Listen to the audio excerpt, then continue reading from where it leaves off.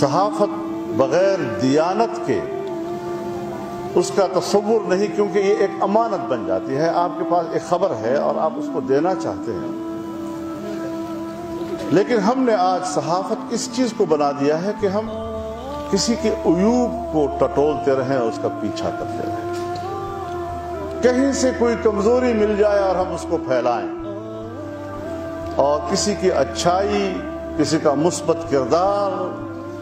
کسی کا اعلیٰ کردار،